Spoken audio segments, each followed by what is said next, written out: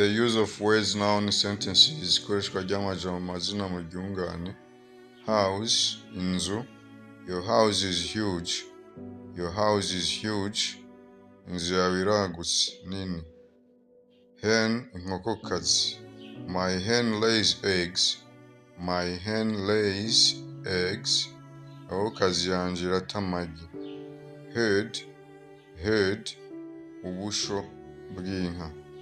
Our neighbor has a herd of cows. Our neighbor has a herd of cows.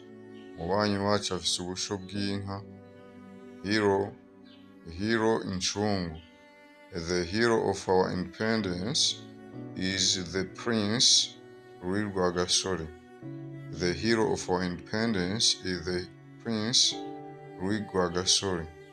Incungu y'ukwikukira kwacu ni umuganwa Rudoviko Rwagasore.